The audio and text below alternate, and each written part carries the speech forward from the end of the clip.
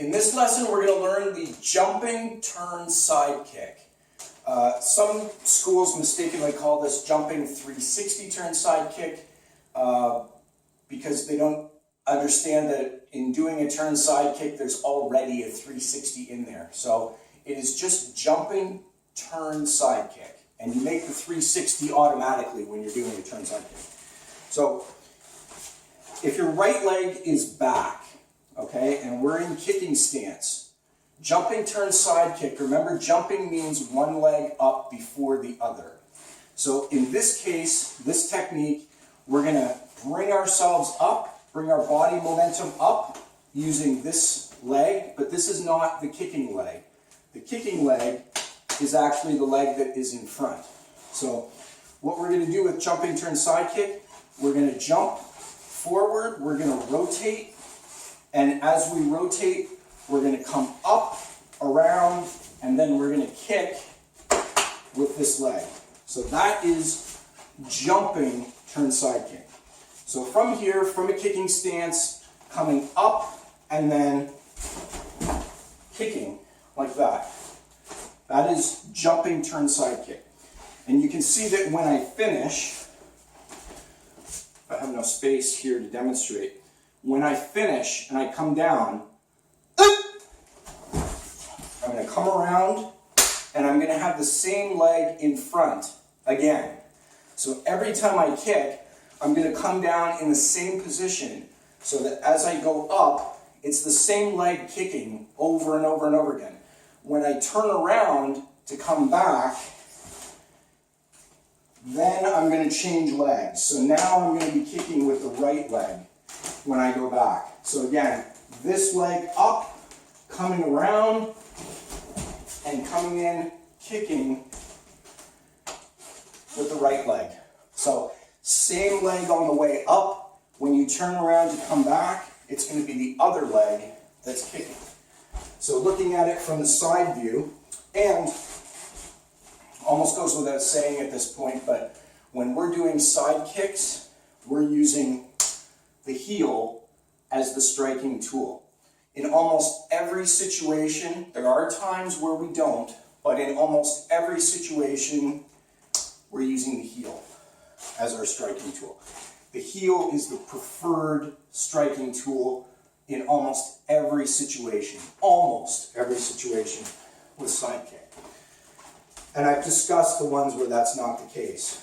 But from here, again, starting from kicking stance, using this leg to build the initial momentum, driving yourself up into the air. Again, you can use this technique if you need to clear an obstacle to get to your opponent. You can use this technique simply to cover more distance, to be able to close the gap between you and your opponent. And you can use this technique if you want to get more height, to be able to strike your opponent at head level when otherwise you couldn't. Either way, whatever you're using it for, whether it's for height, whether it's for distance, whether it's simply to confuse your opponent, from here, this leg up first, and then coming around and kicking and driving in with the heel. So from here, coming around and striking. And then this is going to be the front leg. So practicing by count. Jumping, turn, side kick.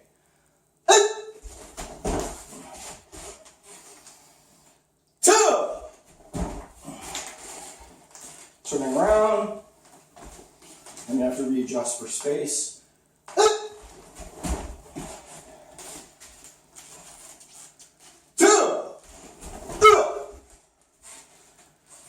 And turning around. Okay?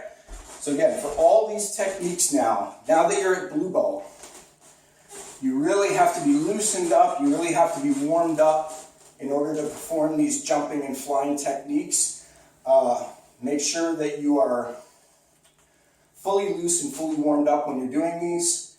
And again, do not attempt these techniques until you have learned white belt, yellow belt, green belt. You have to know the basic version of these techniques first before you get to this level and you can start to do the jumping and flying. Otherwise, you stand a really good chance of injuring yourself. And I think I've mentioned this before in other videos, but you should be practicing these techniques on just a hardwood floor. If you're outside, practice them on grass, but you should not be practicing these techniques on the interlocking mats or the crash mats. We use the crash mats specifically for Hapki-Do, for falling techniques and rolling techniques. We don't use those when we're doing the foundation movements, because what can happen to you is when you come down and you plant your foot after kicking, your foot can sink into the mat, and as you come around and twist forward, your foot sinks into the mat, and it doesn't allow your foot to twist. And so on a hardwood floor, your foot can turn and come forward. You can complete the movement. If you're on the crash mats, your foot sinks into the mat and it binds inside the mat. So when you try to come around, your body is still turning, but your foot is stuck in its current position inside the mat. It happens in a split second. I've had it happen to me, and I've seen it happen to other students at the school. So what I'm telling you is 100% real. This is the truth, okay? You're probably not going to hear this anywhere else, but your foot sinks into the mat, and as you come around and it binds, your toes can separate, so you can break your toes. Or if your whole foot sinks in and is bound in the mat, as you come around, you will tear the ligaments in your knee, and that'll be it for you.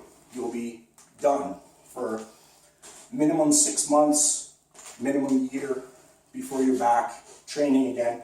It will actually tear the ligaments in your knee.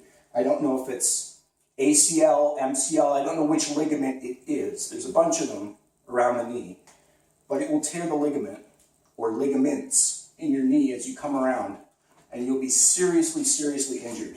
So whenever you are performing these techniques, especially now that we're getting up to the higher level techniques that involve rotation and that involve landing with force on the ground, you need to be practicing these techniques on smooth, clean floor, typically a hardwood floor, but a smooth, clean, clear floor where your feet and your toes are not going to bind on impact. So that's very, very important. Now that you're at blue belt, this becomes more of a factor, because this is when these types of injuries start happening if students are practicing in the wrong training environment. So anyway, that is jumping turn side kick from a kicking stance.